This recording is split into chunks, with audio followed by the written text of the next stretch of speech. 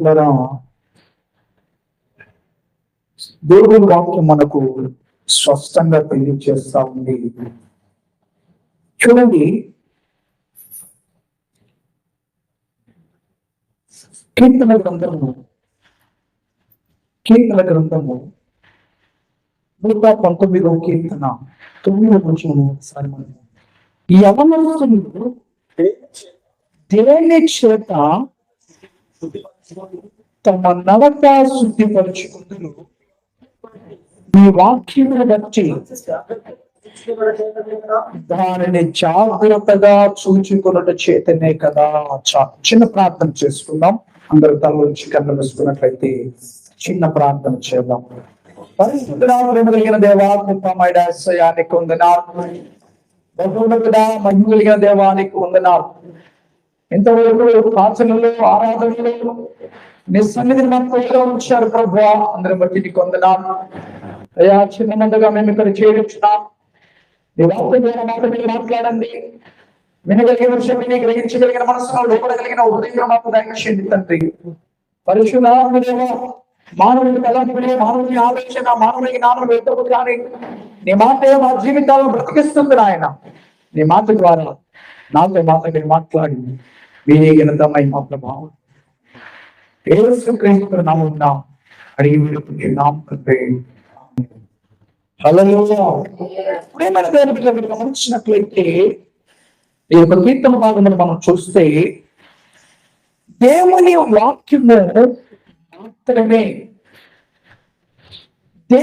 వాక్యము మాత్రమే మానవుని మంచి మార్గములో నడిపిస్తుంది.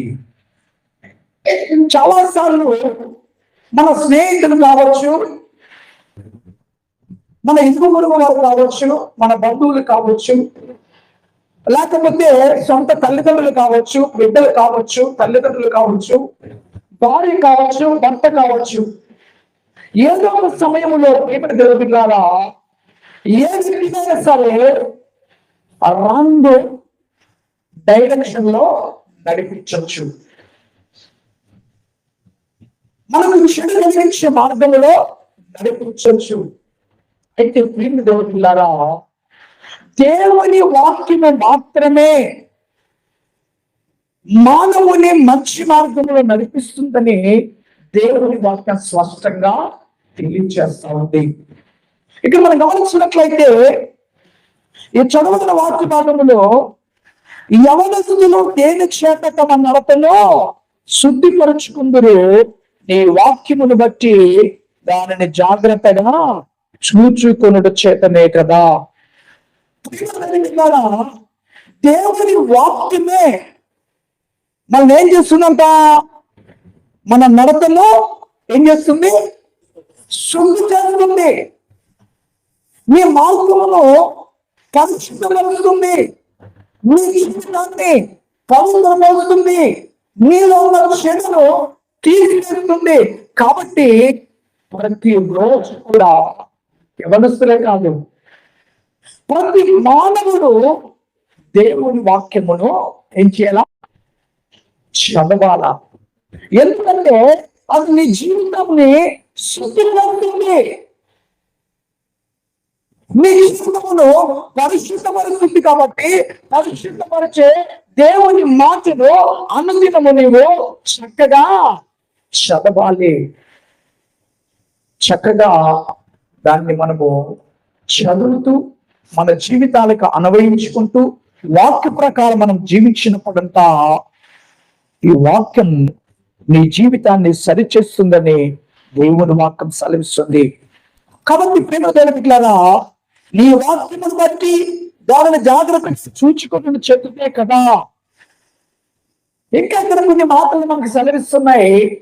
ప్రేమ దేవులారా, మన జీవితాల్లో మనం చూస్తే దేవుని వాక్యం అంతా మన జీవితాలలో వెలుగుని నింపుతుందని, దేవుని వాక్యము మనల్ని పవిత్రపరచడమే కాదు, దేవుని వాక్యం మన జీవితాలను పరిశుద్ధపరచడమే కాదు, దేవుని వాక్యం మనలో మరణం తీసివేయడమే కాదు, ఇక్కడంతా దేవుని వాక్యమును ఎప్పుడైతే మనము చదువుతామో, దేవుని వాక్యముకు ఎప్పుడైతే మనం ఎదురుతామో, దేవుని వాక్య ప్రకారం ఎప్పుడైతే మనం జీవిస్తామో ఆ వాక్యం అంట చూడండి, దావీదు భక్తుడు మాట్లాడుతున్నాడు అదే అధ్యాయములో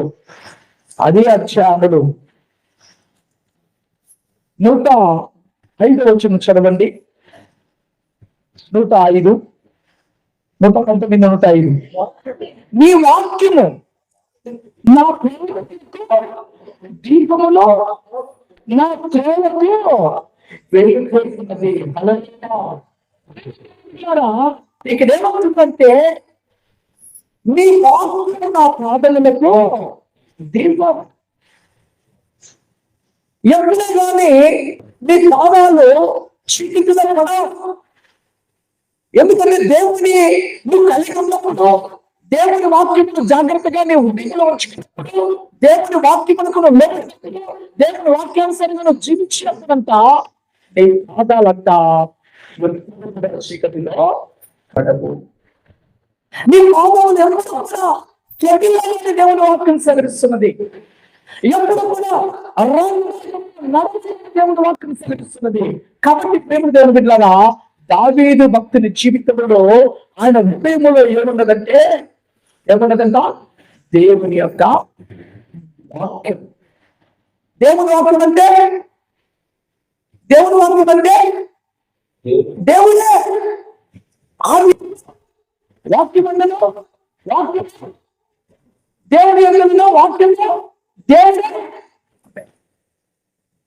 ఆ వాక్యము దేవుడే ఉన్నాడు. దేవుడే నీ యొక్క ఉన్నప్పుడంట, దేవుడే నీ వాక్యమై ఉన్నప్పుడంట, దేవుడే నీ పాదాలకు వెలుగైనప్పుడంట, దేవుడే నీ త్రోవకు వెలుగైనప్పుడంట నీ పాదాలు ఎటువంటి పరిస్థితిలో కూడా చీకటిలో నడవు, నీ పాదాలు తృటిల్లము. కాబట్టి మనం ఏం చేయాలా? అనుదినము దేవుడి వాక్యంలో ధ్యానము చేయాలి. నీ వాక్యం లైఫ్ మనం ఎందుకు చేసుకుంటామంటే ఇంట్లో వెళ్తుంటే అన్ని కొనుగోలు చక్కగా చేసుకోగలం. ఎక్కడ కూడా ఏ తలుపు కొట్టుకోవాలి, ఏ కాళ్ళు, ఏ కాళ్ళు, ఏ రాళ్ళు, ఏ వచ్చేది కొట్టుకోవాలి. ఎందుకంటే వెండుతల మన జీవితాలలో ఉన్నప్పుడంట మనం అన్ని పనులు చక్కగా చేసుకోగలం. వెలుతురు ఉన్నప్పుడంట మన మార్గములంతా కష్టాలు అనేవి రావు. అదే మనము చీకట్లో ఒంటరిగా లేకపోతే వేదికలో కానీ అడవి ప్రాంతంలో కానీ ఒక పొలంలో కానీ వస్తూ ఉన్నప్పుడు ఏమైనా సమస్యలు వస్తాయా? చీకట్లో వస్తున్నప్పుడు వస్తాయా రావా? మన పొలంలో వస్తున్నప్పుడు మీరు ఎప్పుడైనా గిణం తెలుసు కదా, గట్లు. ఆ గట్టి మనం నడుస్తున్నప్పుడు పొలంలో నడిచినప్పుడు అనేక సార్లు మన పాదాలు జారిపోతూ ఉంటాయి. అలా ఉంది చీకట్లో మనం చాలా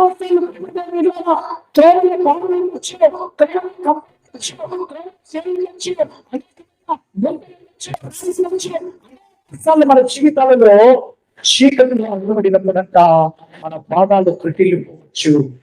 అందుకనే దావీదు అనుకుంటున్నాడు, నీ వాక్యము నా పాదములకు దీపమును నా ఎప్పుడైతే దేవుడికి వెలుగైనదో నడిపించడం దేవుడు వాక్యం సాధిస్తాయి. ఉంటే ఆ వెలుగైన దేవుడు ఉండాలి. ఆ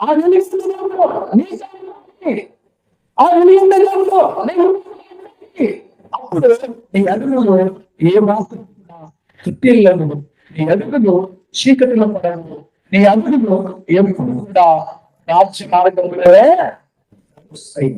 కాబట్టి బిడ్డలారా, ఇంకొక మాట అంటే చూడండి, దావీదు భక్తుడు అదే కీర్తన గ్రంథము 119వ కీర్తన 11వ వచనం ఒకసారి చదవండి. నీ ఎదుట నేను పాపము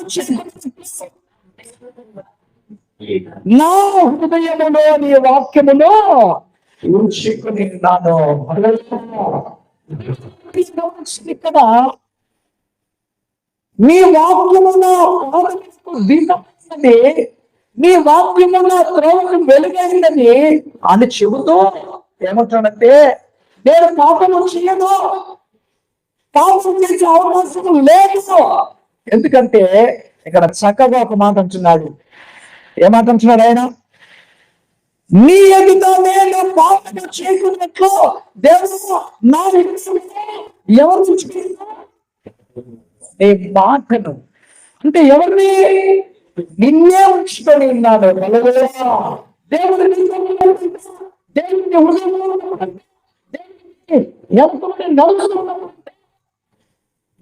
హృదయంత పాపము చేసే అవకాశం అనేది ఇట్లాగా ఈయనంటున్నాడు. చాలా మంది మన జీవితాలలో వారి ఎదుట వీళ్ళ ఎదుట మనం అంటుంటున్నాం, అన్నా నేనేమైనా తప్పు చేశానా, నేనేమైనా పొరపాటు చేశానా అడుగుతుంటాం కదా. ఒకవేళ భార్య అడగచ్చు, అయ్యా నాది తప్పైపోయింది, నన్ను క్షమించు. పిల్లలు అడగచ్చు తల్లిదండ్రులు, అమ్మా నా తప్పైపోయింది, నన్ను క్షమించు అని. అయితే పిల్లరా, ఒకవేళ క్షమించడం అడగడం అనేది చాలా మంచిదే. అయితే ఇక్కడ చూడండి, ఇక్కడ పాపము నేను చేయను అని ధైర్యంగా చెప్పగలుగుతున్నాడు. ఎందుకు చెప్పగలుగుతున్నాడంటే ఈయన అంటున్నాడు, నీ ఎదుట నేను పాపము చేయకున్నట్లు దేవా నీ మాటను నీ వాక్యమును ఎక్కడ ఉంచుకుంటున్నాడంట?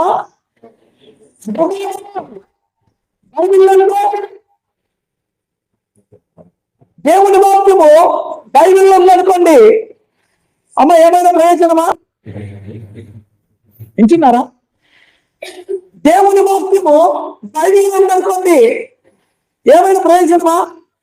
దేవుని వాక్యము గౌరవం ఇంకా ఏమైనా ప్రయోజనమా? లేదు. దేవుని వాక్యము ఇక్కడ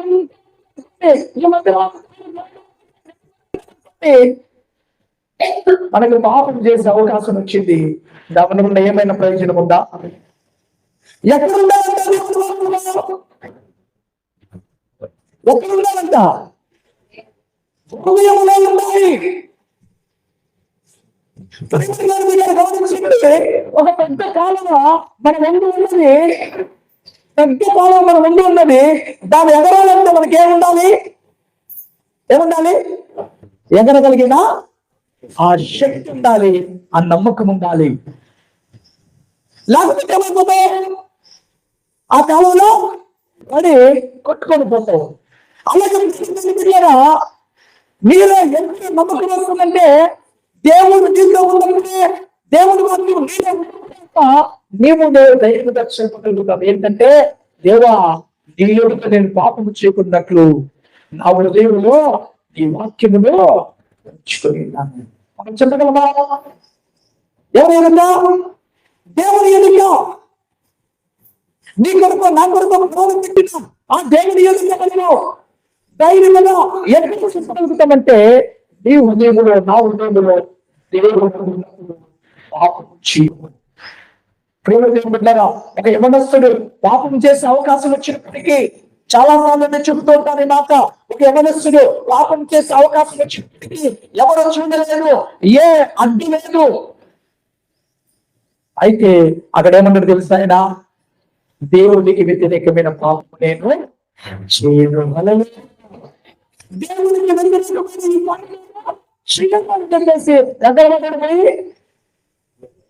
శరసాల్లో పడ్డాడు, జైల్లో పడ్డాడు. మనమైతే ఒకసారి ఆలోచించే, దేవునికి చెయ్యని తప్పుకు శరసాలలో పడ్డాడు, కానీ దేవుడు విడిచిపెట్టాడా? ఎవరు ఆయన హృదయంలో ఎవరు? దేవుని యొక్క మాట ఉంది. అందుకే అంటున్నాడు, నీ ఎదుట నేను పాపము నా హృదయంలో నీ వాక్యం ఉంచుకుని ఉన్నాను. నీ స్నేహితుల వాక్యం కాదు, నీ భార్య వాక్యం కాదు, నీ యొక్క బంధువుల వాక్యం కాదు, కానీ నీ కొరకు ప్రాణం పెట్టి నీ పాపమును క్షమించగలిగిన దేవుని యొక్క వాక్యమును నీ హృదయంలో ఉంచుకోవాలి. ఎందుకంటే ఆయన పాపిని ప్రేమిస్తున్నాడు కానీ పాపాన్ని ప్రేమించట్లేదు. నిన్ను మనందరినీ ప్రేమిస్తున్నాడు. మనమందరం ఏమైనా పాపమేనా? ఒకప్పుడు ఆయన పాపులను ప్రేమిస్తున్నాడు కానీ పాపి అన్న పాపాన్ని మటుకు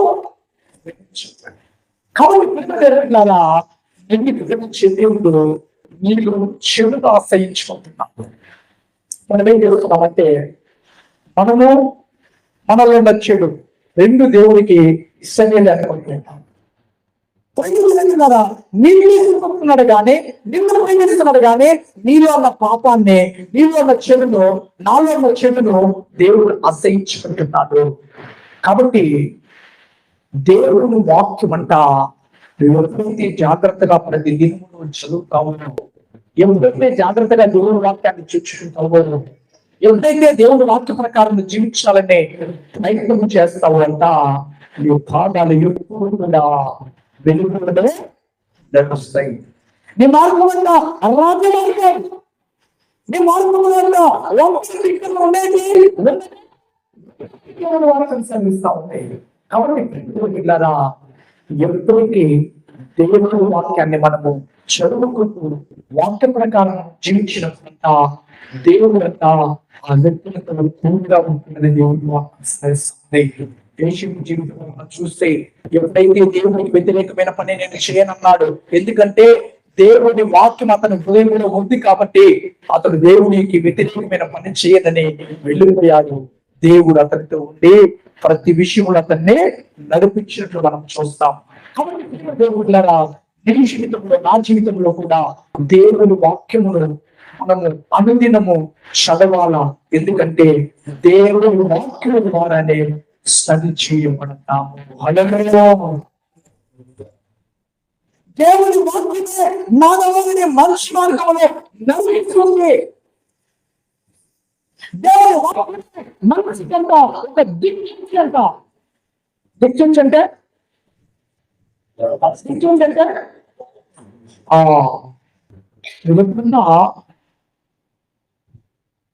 టీవీ చూస్తున్నారు అనుకోండి, వాళ్ళు అమెరికా వాళ్ళు ఎక్కువ అడవులలో తిరుగుతూ ఉంటారు. అడవులలో తిరుగుతా అడవిలోకి వెళ్ళినప్పుడు వాళ్ళకు తూర్పేటు పడగట్టు అనేది తెలియకపోతే వాళ్ళు ఏం చేస్తారంటే ఒక చిన్నది ఒక దిక్చూచి చూపించే ఒక గడియారం మాదిరి వాళ్ళ కాడ ఉంటుంది. అదేం చేస్తారంటే నొక్కి ఇలా కట్టుకుంటారు. వాళ్ళు ఎలాగెళ్ళాలో అదేం చేస్తుంది చూపిస్తారు అనమాట. ఎలాగెళ్తే ఫలానా వస్తుంది, లేకుంటే ఇలాగ తూర్పుంది, ఇలాగ పడగట్టుంది అని చెప్పేసి అదేం చూపిస్తారు, నడవలసిన గమ్యాన్ని చూపిస్తుంది. వాక్యం కూడా నువ్వు నడవలసిన మార్పులను చూపిస్తుంది. నువ్వు ప్రయాణం చేయాల్సిన ఆ గమ్యాన్ని చూపిస్తుంది. ఆ గమ్యంలో నడిపితే నీ బ్రతుకు మార్చబడుతుంది. ఆ మార్గంలో నువ్వు జీవిస్తే నీ జీవితము మార్చబడుతుందని దేవుడు వాక్యం సంధిస్తుంది. ఎప్పుడైతే ఆ యొక్క యంత్రాన్ని వాళ్ళు పట్టుకొని దాని ప్రకారం నడుచుకుంటూ వస్తారో ఖచ్చితంగా వాళ్ళు ఒక మార్గంలోనికి వస్తారు. ఇక్కడ నిన్ను నడిపించగలిగిన దిక్చూచి, నిన్ను నడిపించగలిగిన ఓడకు ఉంటుంది చుక్కాని, ఓడకు చుక్కాని ఉంటుంది. ఈ చుక్కాని దేవుడే ఉంటాడంట. హల్లెలూయా. దేవుడు వాక్యమే మనకు చుక్కానంట. ఎప్పుడైతే పెట్టారా నువ్వు దేవుని వాక్యానుసారంగా జీవించాలని ఆడతావో దేవుని వాక్యం అంట నేను మంచి మార్గంలో నడిపిస్తుందంట. ఇంకోసారి తెలుసా, చాలా సార్లు తెలియనప్పుడు ఒక డౌట్ వచ్చేది. మా రాకెట్ పైన పోతుంది కదా, కిందంటే బస్సుకు రోడ్డు తెలుస్తుంది. మనము టైర్ జీప్ గాని, బైక్ గాని, లారీ గాని రోడ్డు అమ్ముడు పోతా ఉన్నాం. విమానం ఎక్కిన ఆకాశంలో దారి ఎట్లా తెలుస్తుంది తెలియనప్పుడు అనుకునేవాళ్ళం. ఎలా తెలుస్తుంది? ఎలా తెలుస్తుంది అమ్మా? ఎలా తెలుస్తుంది? నేరుగా తీసుకెళ్ళి బెంగళూరు ఆ ఎయిర్పోర్ట్ లో దింపాలంటే అక్కడే దింపుతుంది కదా ల్యాండ్ అయ్యి. ఎలాగా ఎలాగా రోడ్డు ఉంటుంది వాళ్ళకు అక్కడ ఆ యొక్క విమానంలో సిగ్నల్ వాళ్ళకు దారి చూపిస్తా ఉంటది, దారి చూపిస్తా ఉంటది. కాబట్టి అందుకని చక్కగా వాళ్ళు ఏం చేస్తారు, ఎక్కడ ఎయిర్పోర్ట్ దింపాలో అక్కడ దింపేస్తారు. లేకపోతే ఎక్కడో ఆకాశంలో వాళ్ళకి దారి ఎక్కడ వస్తుంది. అలాగే చూడండి, గమ్యం లేని నీ జీవితంలో నా జీవితంలో నీకు ఒక గమ్యం ఉండాలంటే, నీ ప్రయాణం సజావుగా జరగాలంటే, గమ్యానికి చేరాలంటే నీకు దిక్చూచి నిన్ను నడిపించగలిగింది దేవుని యొక్క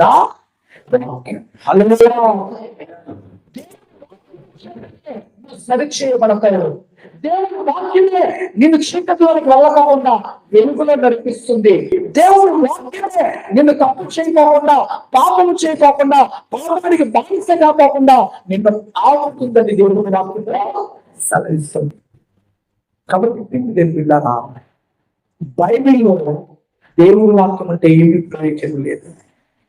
గొడవ మీద దేవుని మాట అంటే ఏమి ప్రయోజనం లేదు. చాలా సార్లు చాలా ఇళ్లలో ఒక మాట ఉంటది కదా, జ్ఞానవంతురాలు తన ఇంటిని కట్టుకోండు, 3 రాళ్ళు తన చేతులతో తన ఇంటిని తానే పాలు చేసుకుంటాడు. ఆ మాట అంటే సరిపోద్దా? ఆమె జ్ఞానవంతురాలేనా? దేవుని వాక్యం సరిపోద్దా? ఎవరు జ్ఞానవంతురాలంటే దేవుని వాక్యానుసారంగా జీవితో తన కుటుంబాన్ని, తన పిల్లలు చక్కగా కట్టుకునే వారే జ్ఞానవంతురాలు. దేవుని వాక్యము దేవుని వాక్యం నీ హృదయములో ఉన్నప్పుడే నువ్వు చక్కగా నడవగలుగుతావు, నీ పిల్లల్ని చక్కగా నడిపించగలుగుతావు, నీ కుటుంబాన్ని చక్కగా కట్టుగలుగుతావు. దేవుని వాక్యం సెలవిస్తా ఉంటాయి. కాబట్టి ప్రేమ విన్నారా, ఇక్కడ చాలా సార్లు మన జీవితాలలో ఎందుకు ధృవీకరణ పొందుతున్నాం, ఎందుకు మనల్ని ధృవీకరిస్తున్నారు, ఎందుకు మనల్ని హేళన చేస్తున్నారంటే, అందుకనే పౌలు తన ప్రియ కుమారుడైన తిమోతికి ఒక మాట చెబుతాడు. ఏంటంటే, నా కుమారుడా తిమోతి, ఎవరు నిన్ను ధృవీకరింపనీయకము. ఎందుకంటున్నాడు అలాగా? ఒకవేళ నీకు దేవుడు ఒకవేళ దేవుడు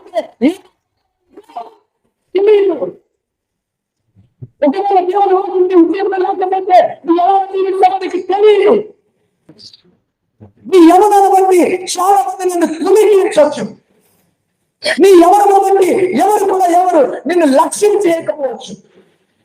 అయితే ఇక్కడ ముందుగా హెచ్చరిస్తున్నాడు, నాకు మంది నీ ఎవరిని బట్టి నువ్వు చిన్నవాడు అని చెప్పేసి ఎవరు కూడా నేను ధృవీకరించకూడదు. నువ్వు ఎలా ఉండాలి?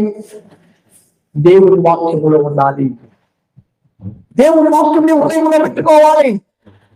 అలా ఉన్నప్పుడంతా ఎవరు కూడా నిన్ను ధృవీకరించరు. విశ్వాసంగా నీ జీవితంలో, నా జీవితంలో కూడా ఎవరు కూడా నువ్వు ధృవీకరించుకోకపోతే దేవుడి విషయం నీ హృదయంలో ఉండాలి. అప్పుడు ఆ మాట మాట్లాడినప్పుడంతా అక్కడ తప్పు అనేది దొరకదు. తప్పు దొరకనప్పుడు ఎవరు మాట్లాడతారు?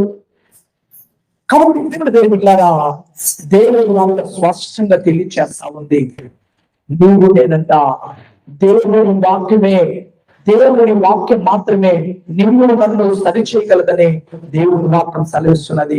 ఇంకొక మనం చూస్తే చూడండి, ఒక చక్కటి మాట ఉంది. ఏంటంటే, దేవుడి వాక్యం ఎందుకు మనము క్రమముగా చదవాలి, దేవుడి వాక్యం ఎందుకు మనము క్రమముగా చదివి దేవుని వాక్యం జీవించాలంటే దేవుని వాక్యం ఏం చేస్తుందంటే, ఒకసారి చూడండి, ఇర్మీయా గ్రంథము 23వ అధ్యాయము 29వ వచనం చదవండి. ఇర్మీయా గ్రంథము 23వ అధ్యాయము, నా మాట అగ్ని వంటిది కాదా,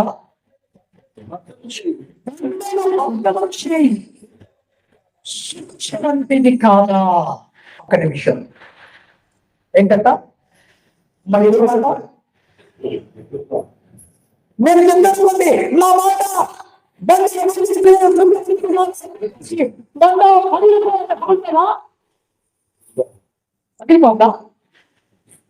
కానీ ఇక్కడ ఎలాంటిదట? అగ్ని వంటిది. అగ్ని ఏం చేస్తుంది? కాలు చేస్తుంది, వేడి కాలుతుంది,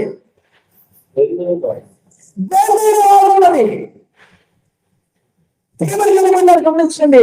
అక్కడ పక్కన చెత్తంతా కూడా ఒక చోట కట్టినట్లే ఏమైందంటే చెత్తంతా కూడా కాలి. అలాగే ఇట్లాగా మన విషయంలో మన జీవితంలో ఎంతో చంపించాయి. అయితే మీరేం చేయాలా? దేవుని యొక్క మాటని అందించాక ఆ చెత్తను ఏం చేయాలా? కాలు ఉండాలి. నువ్వు కాల్చకపోయలేవు అనుకో, ఆ చెత్తనంతా ఒకసారి ఏ కాల్చలేదానికి ఏమైపోతాయి? ఆ పరిసరాలన్నీ కూడా చండాలమైపోతాయి. ఆ యొక్క పరిస్థితి అంతా కూడా ఎవరు వచ్చి చూసినా సరే ఆ చుట్టూ ఏం చేస్తారు? మెచ్చుకుంటారా? ఎంత నీటిగా పెట్టుకున్నావా అని, మా చెత్తంతా నీకనే పెట్టుకున్నావు అని చెప్పేసి మెచ్చుకుంటారా? మీరు మనసులో ఏం ఇంటి చెట్టు వస్తున్నారే, ఇంత బలంగా ఉంటే, ఇంత స్వభావంగా ఉంటే అని చెప్పేసి ఇక్కడ లోపల పాపమునే చట్టంపోయిందనుకోండి, పాపమల్ని చెడు తేలకపోయిందనుకోండి, అది దేవుని మాటనే అగ్ని చేతను కాల్చకపోతే అదేమైందండి?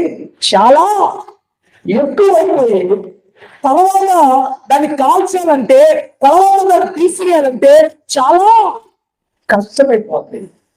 కొంచెం కొంచెం అయితే ఏం చేస్తాం? త్వరగా క్లీన్ అయిపోద్ది. ఎక్కువైపోయింది అనుకో ఏమైపోద్ది? ఇప్పుడు మన ఇంటికాడ ఒక బకెట్ చెత్త ఉంది, దాన్ని కాల్చేయాలంటే ఈజీనే. ఆ ఫైనాన్స్ వెళ్ళండి, ఎంత చెత్త ఉంటుంది ఒకసారి. దానివల్ల శుభ్రం చేయాలంటే కష్టమా సులభమా? చాలా కష్టం, చాలా కష్టం.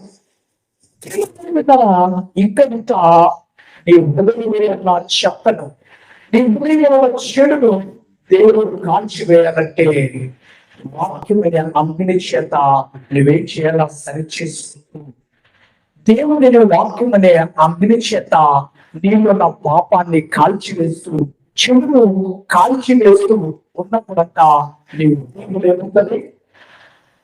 నీ హృదయం ఏముంటది? ఎలా ఉంటది? క్లియర్ గా ఆ చెడునంతా ఉండకూడదు కాబట్టి క్లియర్ గా ఉంటది. అంటే పరిశుద్ధముగా ఆ పరిసరాలు ఎలా ఉంటాయి? చాలా మంది అక్కడక్కడ బోర్డులు వేస్తుంటారు చూడండి. ఎందుకు? బస్సు ఎక్కినప్పుడు ఎప్పుడన్నా మీరు బోర్డు చదివారా? ఈ బస్సు మనందరిది కదా, ఈ బస్సు మనందరిది కాబట్టి ఏం చేయాలా? శుభ్రంగా బస్సు మనందరిది ఉంచుకోవాలనుకోప్పుడు మరి ఈ హృదయం మనం చెప్పగలమా? ఈ హృదయం మనందరిది అని చెప్పగలమా? హృదయం ఎవరిదంట? ఎవరిదంట అమ్మ? ఎవరిది? దేవుని ఆలయం.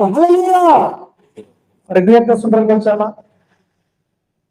బస్సుగా శుభ్రంగా ఉంచాలని కోరుకున్నప్పుడు, ఇంటిలో శుభ్రంగా ఉంచాలని కోరుకున్నప్పుడు, మనం నివసించే పరిసరాలను శుభ్రంగా ఉంచాలని కోరుకున్నప్పుడు, దేవుడు నివసించే ఆలయాన్ని ఏం చేయాలా?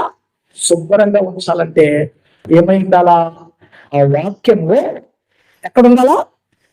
హృదయంలో ఉండాలా. వాక్యం అంటే దేవుడు వాక్యం.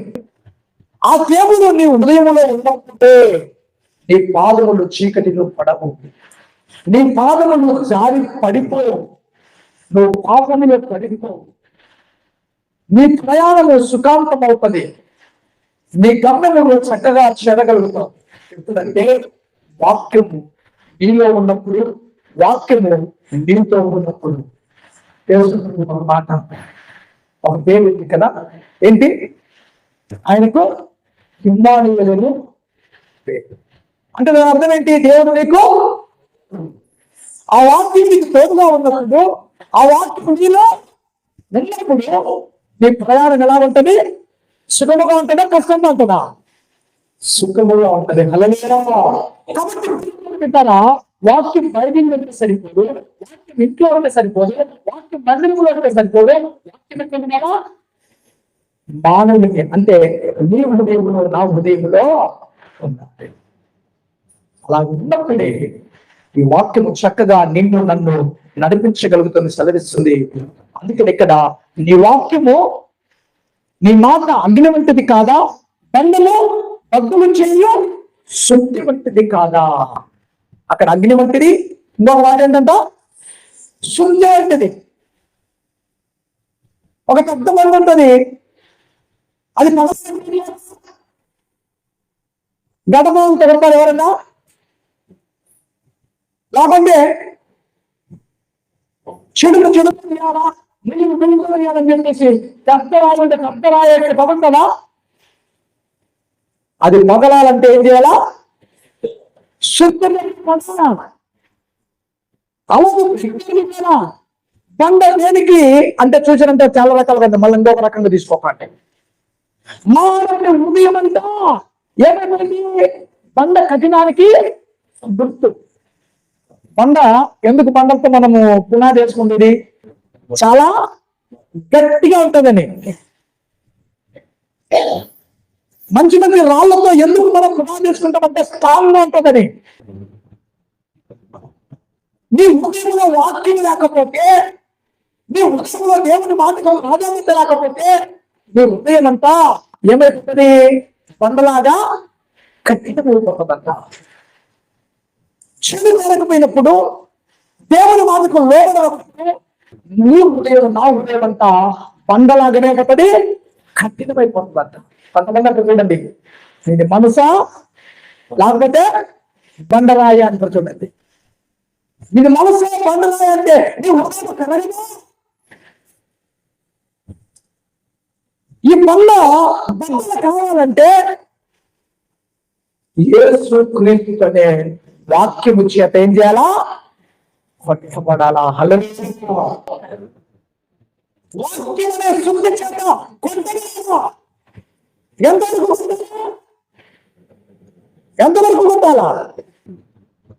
ఒక రాయి దేశమతానికి పేర్చాలా, సైజు ఎక్కువగా ఉంది, ఏం చేయాలా? సుత్త తీసుకొని కొట్టాలా. ఎంతవరకు కొట్టాలా? అది పగిలినంత వరకు కొట్టాలా. అది పగిలిన తర్వాత అది పనికి వస్తుంది. ఆ యొక్క బేస్ మతంలో దాన్ని కనిపించాలా. దేవుని మాట ద్వారా నీ కఠినమైన హృదయాన్ని, నీ కఠినమైన జీవితాన్ని పగిలినంత వరకు అంటే దేవుడి వాక్యాన్ని స్వీకరిస్తూ నీలో ఉన్న కఠినత్వం అంటే చెడు. అర్థమవుతుందా? కఠినత్వం అంటే మనలో చెడును, ఆ కఠినత్వము ఎంతవరకు కూడా దేవుడి వాక్యం ద్వారా మనం ఏం చేయాలా? సరిచేయబడుతుండాలా. అందుకనే దేవుడి వాక్యం అనుదినము మనము చదవాలా. దేవుడి వాక్యం అనుదినము చదివితే ఏం జరుగుతుందో తెలుసా? అందుకనే కీర్తనకారుడు ఒక మాట అంటాడు కదా, 1వ అధ్యాయంలో చదవండి ఆ మాట.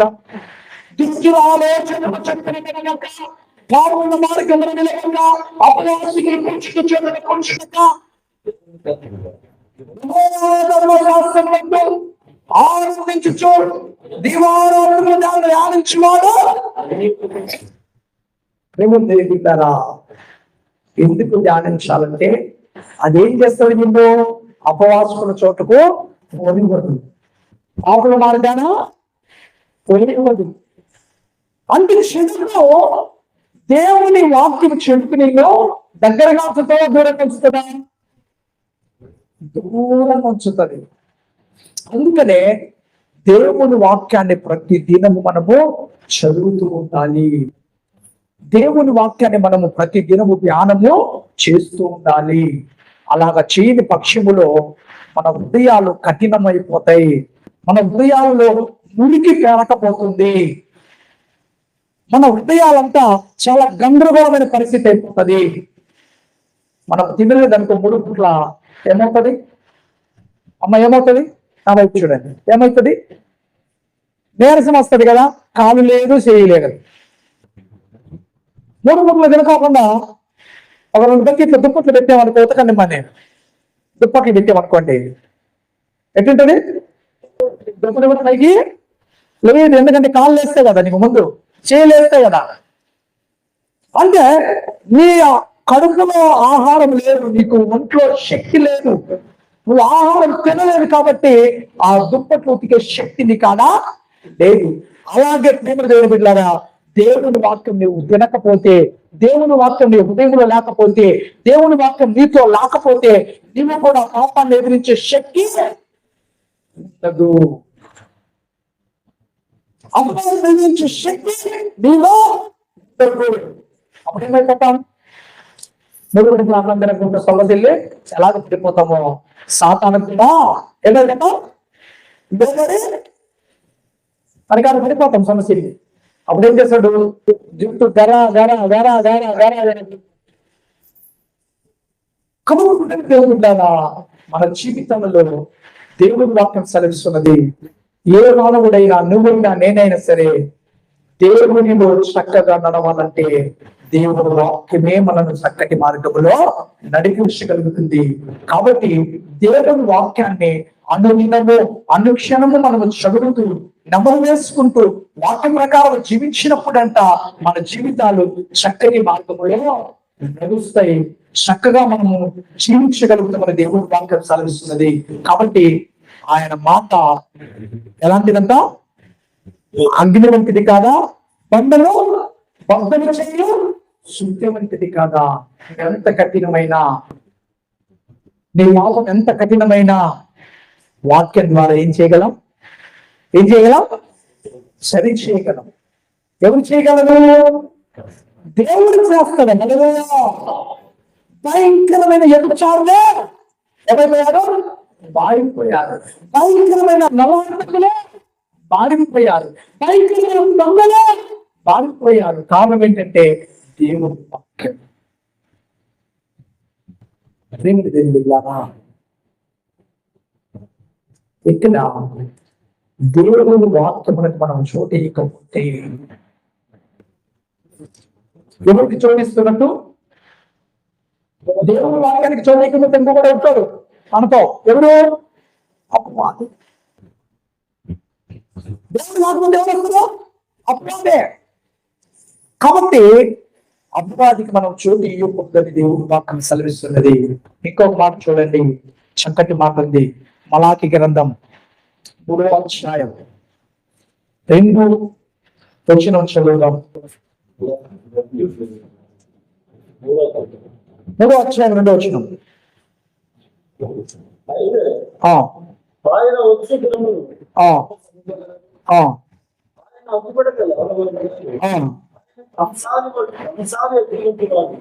ఆయన కంసాలు అగ్ని వంటి వాడు.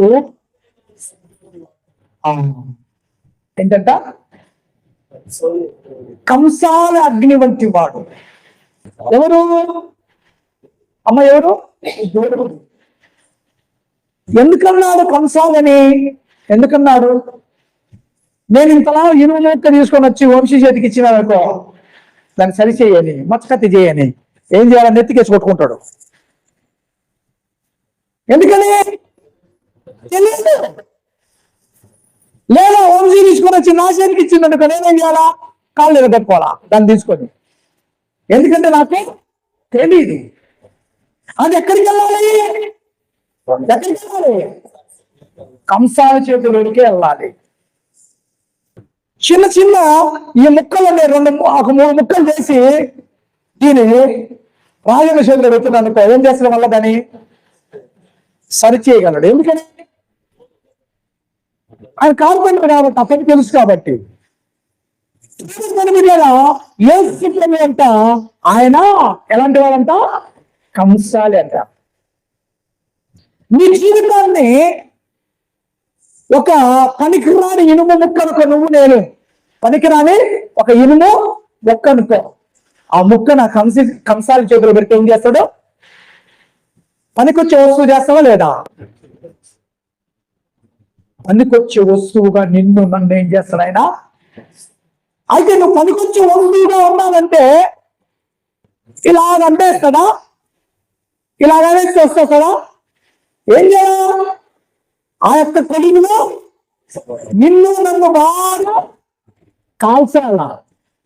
మనమేమో కాల్చకుండానే అది జరగాలంటాం. జరుగుతుందా? సాగుతుంది అది? ప్రార్థన చేయకుండానే నా వర వినాలా, ప్రార్థన చేయకుండా నాకు ఇల్లు కావాలా, ప్రార్థన చేయకుండా నాకు ఆరోగ్యం కావాలా, ప్రార్థన చేయకుండా కావాలా, ప్రార్థన చేయకుండా నాకు సంతానం కావాలా, ప్రార్థన నాకు అది కావాలి, ఇది కావాలా.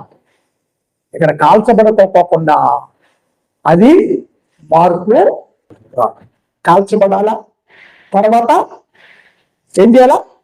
శుద్ధి తీసుకొని పటాపట పటాపట పటాపట ఎంత అది కరెక్ట్ గా ఆ వస్తువు తయారంత వరకు కూడా ఏం చేయాలి? ఆయన బలమంతా ఉపయోగించి సాగలేదనుకో మళ్ళీ ఏం చేయాలా? మళ్ళా అగ్నిలో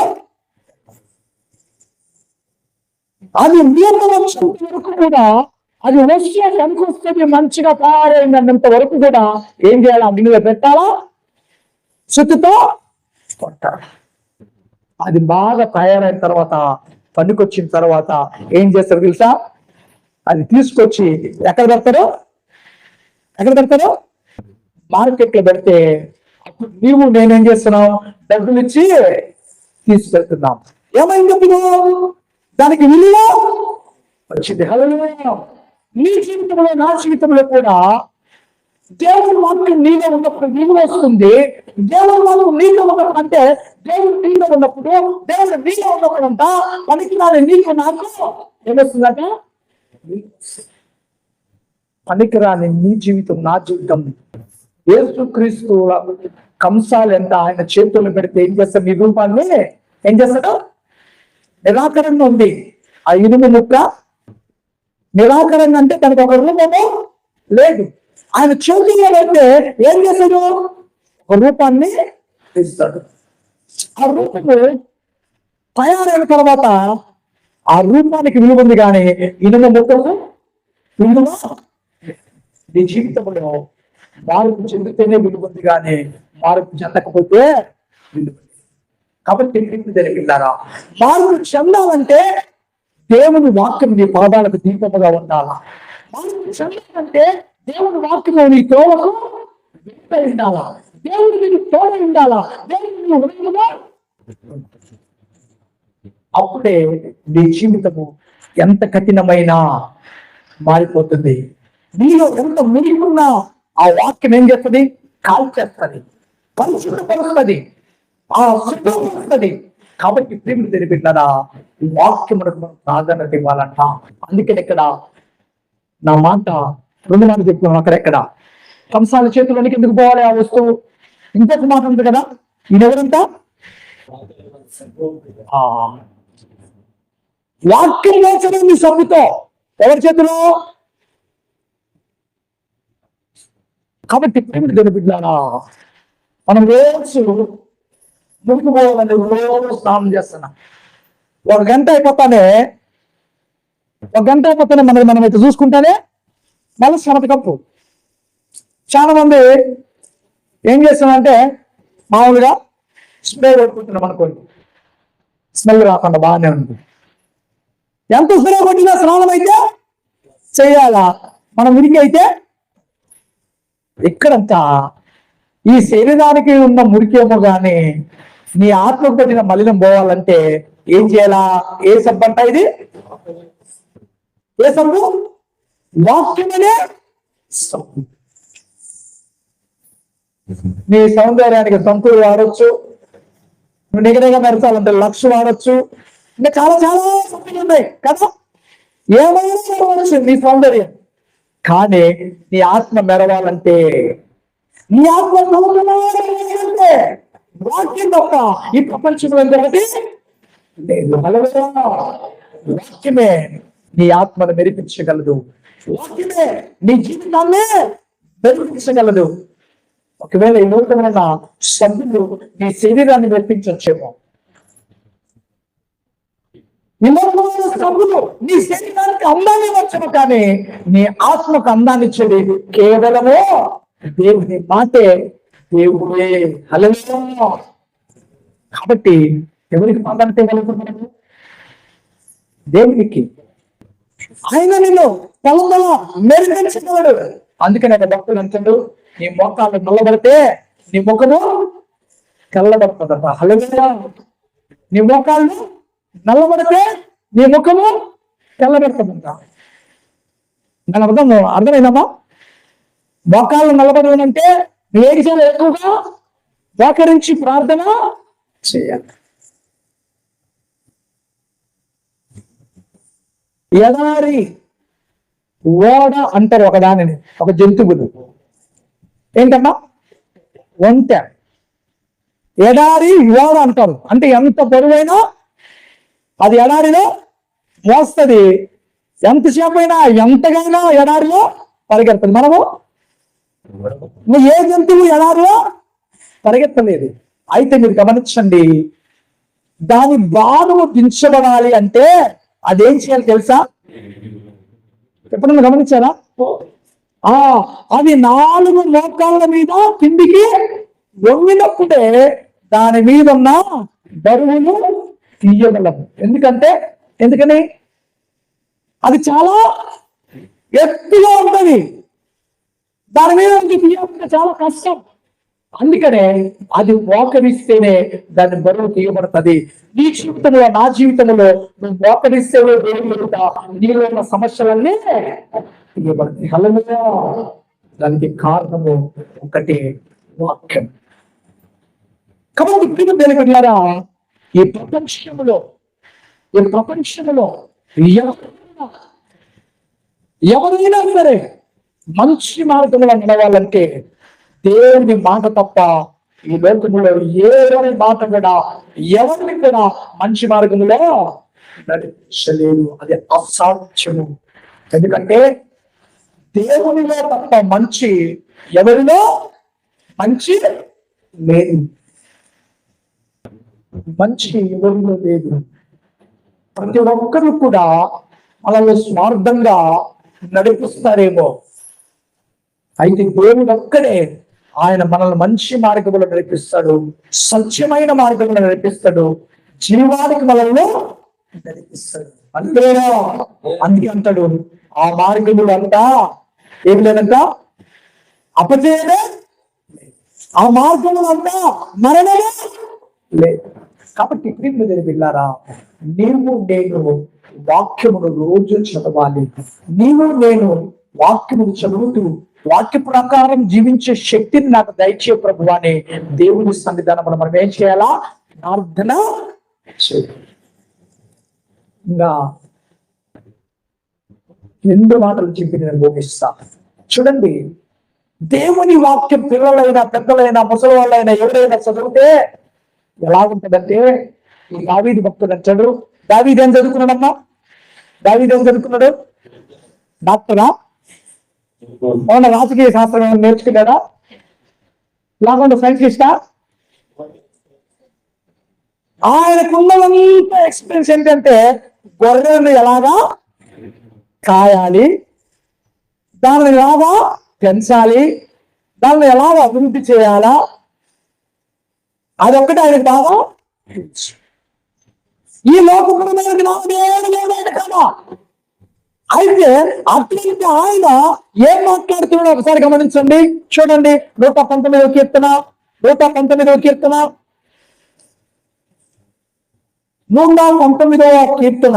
90వ వచ్చిన ఒకసారి చదువుదాం. 97. నీ ధర్మశాస్త్రము నాకెంతో ప్రియముగా ఉన్నది, నేను దానిని ధ్యానించుచున్నాను. నీ ఆజ్ఞలు నిత్యము నాకు తోడుగా ఉన్నది. నా శత్రువులను మించిన జ్ఞానము హల్లెలూయా ఏది కలగజేస్తున్నాయంట అమ్మా? ఏంటి? నా వైపు చూడండి. ఏమి కలిగిస్తున్నాడు? ఈయన గొర్రెల కాపరి కదా, కానీ శత్రువులు ఎలాగ పెట్టాలో ఈయన కాలటువంటి జ్ఞానం ఏంటి? శత్రువుల నుంచి ఎలాగ తప్పించుకోవాలో జ్ఞానమైంది. శత్రువులు ఎలాగ ఓడించాలో జ్ఞానమైంది. శత్రువు చేతికి చిక్కకుండా ఎలాగ పారిపోయాలో వీరి కాల జ్ఞానం ఉంది. దాని కారణం ఏదంట? ముందు చెప్పబడింది కదా వాక్యములో. ఏంటంట? ఆయన ఏం చేస్తున్నాడంట? నీ ధర్మశాస్త్రం నాకు ఎంతో ప్రియముగా ఉన్నది, దినమెల్లా నేను దానిని ధ్యానించున్నాను.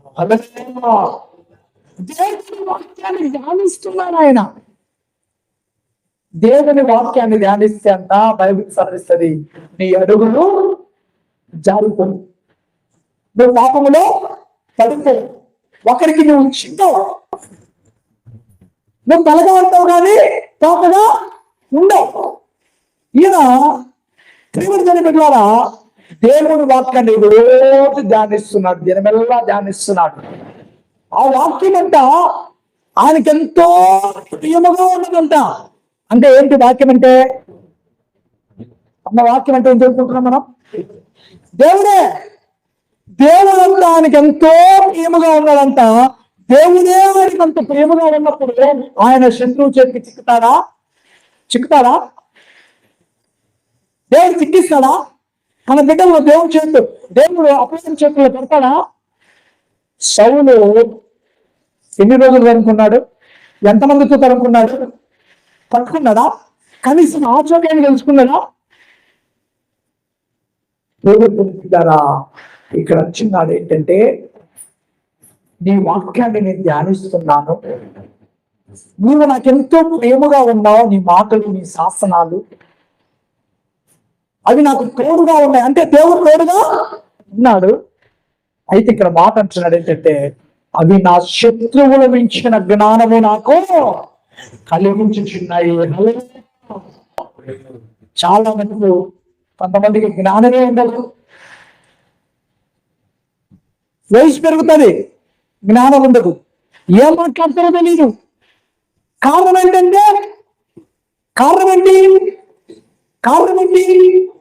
జ్ఞానం లేదు వాళ్ళకు. ఇంకొక మాట చెప్పాలంటే, జ్ఞానమైన క్రీస్తు అంటే ఎవరు లేరు మరి కాడా? క్రీస్తు లేదు, క్రీస్తు మాట లేదు. కానీ దావీదు ఏమంటున్నాడు? నా యొద్ద ఎవరు ఉన్నాడు? క్రీస్తు ఉన్నాడు. నేను రోజు ఆయనతో సహవాసం చేస్తున్నా, దినమెల్లా నీ మాటలు నేను ధ్యానిస్తున్నంటే నేను రోజంతా నీతో సహవాసం చేస్తున్నా. అందుకనే అవి నాకేం కలగచేస్తున్నాయి? దేవుని మాటలు శత్రువుల మించిన జ్ఞానాన్ని కలగచేస్తున్నాయి.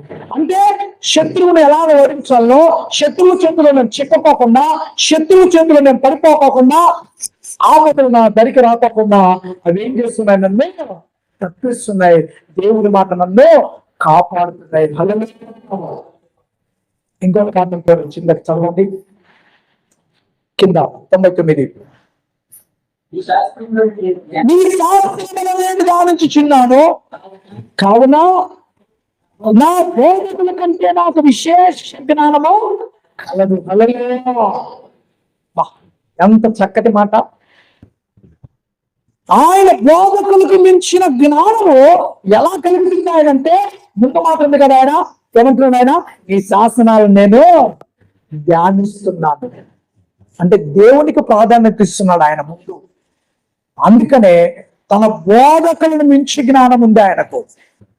ప్రేమిడు తెలివిద్దారా? అక్కడ ఆయన అడుగుతూ ఉన్న ప్రశ్నలకు, ఈయన చెబుతున్న ఆ జవాబులకు అక్కడున్న వాళ్ళందరూ కూడా ఇంత ప్రజ్ఞ, ఇంత జ్ఞానము ఈయనకి ఎక్కడి నుంచి వచ్చినది? ఈ పొందిన కాపురికి తన బోధకులకు మించిన జ్ఞానం ఉంది. బోధకులు అంటే ఇప్పుడు నాకు ఉపాధ్యాయుడు ఉంటాడు అనుకోండి, ఆయనకి నేను పాఠం చెప్పిన అనుకో, ఎట్లుంటది? ఒక అద్భుతంగా ఉంటది కదా. ఇట్లారా ఒకరోజు నేను అలా ఫీల్ అయినా, అలా ఫీల్ అయినా నేను. ఎప్పుడంటే ఎప్పుడు నేను దేవుని వాక్యంలోనికి వెళ్ళినప్పుడు, నేను దాదాపు 20 సంవత్సరాల కింద రక్షింపబడినప్పుడు 19 సంవత్సరాలకు నాకు ఒక భయం ఉండేది. నన్నేమో వాళ్ళు వాక్యం చెప్పని వాళ్ళు ఎక్కువ, నన్ను వాక్యం చెప్పుకునే వాళ్ళు. నాకు లేస్తానే ఒక భయం అనిపించింది. ఏంటంటే నేను పిల్లవాడిని, అక్కడ చూస్తే చాలా మంది పెద్దవాళ్ళు ఉన్నారు, నా మాట వాళ్ళు ఏమింటారు అని నాకు ఒక భయం ఉండేది.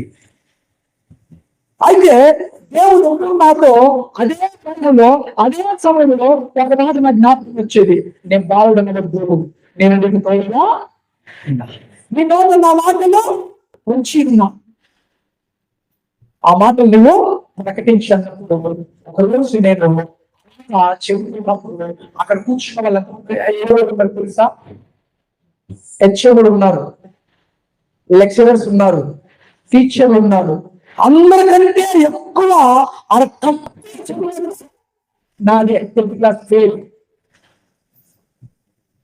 నేను చెబుతున్నా, నాకంటే ఎక్కువ వారు అక్కడ ఏం చేస్తున్నారు అంటే ఈ జ్ఞానం మనకి ఎక్కడి నుంచి వచ్చింది? కలిగింది. అందుకని ఇక్కడ ఈయన గొర్రెల కాపరి కానీ ఈయనేమంటున్నాడు, నీ శాసనాలను నీ ఆజ్ఞలను కైకొంటున్నా, అవి నాకేం కలగజేస్తున్నాయి? నా బోధముల కంటే కూడా జ్ఞానాన్ని కలగజేస్తున్నాయి, నా శత్రువు ఇచ్చిన జ్ఞానాన్ని నాకు కలగజేస్తూ ఉన్నాయి. తెలుగురా, అధికమైన జ్ఞానం మీకు కలగాలంటే ఏం చేయాలా? అనుదినము దేవుని వాక్యాన్ని చదవాలా, ధ్యానించాలా. అట్లంతా ఎవరు కూడా నీ ముందర సరైన సమాధానం చెప్పలేరు. అంతే. కాబట్టి జరుగుతారా, నువ్వు ఎలాగంటే అలా మాట్లాడవు, దేవుని మాట నీ హృదయంలో ఉన్నప్పుడు, దేవుని వాక్యం నీ హృదయంలో ఉన్నప్పుడు ఎలాగంటే అడ్డగోలుగా మాట్లాడు. ఇక్కడ దావీదు అంటున్నాడు, నా శత్రువుల మించిన జ్ఞానము నీ వాక్యం నాకు కలిగిస్తుంది, నా బోధముల మించిన జ్ఞానము నీ వాక్యం నాకు కలిగిస్తుంది. లాస్ట్ మనం చెప్పుకొని మనం ముగిద్దాం. చూడండి ఇంకొక మాట, 101 ఆ 100 చదవండి. నీ నేను లక్ష్యం చేయుచున్నాను, కావున కంటే నాకు విశేష జ్ఞానమే కలదు. ఏంటంట? ఎవరికంటే? ఇక్కడ మనకంటే అందరికంటే గొప్పవాడు ఎవరు? కాలేవేయ నీ అనుభవాలు పోతుంటే ఎన్నెన్నో చెప్తాడు. ఎందుకు చెప్తాడు? తప్పు చేసి దెబ్బలు తిన్నది ఒకటి చెప్తాడు. తన జీవితంలో ఎన్నో అనుభవాలు ఉంటాయి, తప్పు చేసి ఇరుకమైనట్టుంటాయి, మధ్యలో నేను ఉన్నాను అప్పగతిన పరిస్థితుల్లో ఉంటాయి. అంటే ఏంటి? ఎన్ని కూడా అనుభవాలు. అతను పెద్దవాడు కాబట్టి 70 సంవత్సరాలు ఉన్నాయి కాబట్టి తన జీవితాలు ఎన్నో అనుభవాలు, మంచి చెడు అన్నీ తీసుకుంటాడు. అయితే ఇక్కడ దావీదు చిన్నోడే ఏమంటున్నాడు? వృత్తుల కంటే విశేష జ్ఞానం కాదా ఉంది. ఎలాగొచ్చింది ఆ జ్ఞానం అంటే ఈ వాక్యం. హల్లెలూయా! నీ వాక్యం నేను చదువుతున్నా, జీవిస్తున్నా, నీ వాక్యాన్ని నేను లక్ష్య పెడుతున్నా, నీ వాక్యాన్ని నా హృదయంలో ఉంచుకోనున్నా. ఆఖరిగా మాట అంటాడు 101 చూడండి, నేను నీ వాక్యమును అనుసరించినట్లు దుష్ట మార్గములన్నిటిలో నుండి నా పాదములను తొలగించుకొని చిన్నాను. హల్లెలూయా! ఏం తీర్మానం చేసుకున్నాడు ఆయన? ఏం చేసుకున్నాడు? అమ్మ ఏం చేశాడు? నీ మార్గములో నేను నడవాలని ఏం చేస్తున్నాడు? దుష్ట మార్గములన్నిటిలో తన పాదములను తొలగించుకున్నాడు. ఎవరి మార్గంలో నడవాలని? దేవుని మార్గంలో నడవాలని. దేవుని మార్గంలో నడవాలంటే దేవుని వాక్యం హృదయంలో ఉండాలా. దేవుని మార్గంలో నడవాలంటే దేవుడు నీలో ఉండాలా, దేవుడు నీలో ఉండాలా. అప్పుడే నడగలుగుతాడు. లేకపోతే ఏమైపోతా? మనం కూడా దుష్ట లోకంలో దుష్ట మార్గంలో కలిసిపోతాం.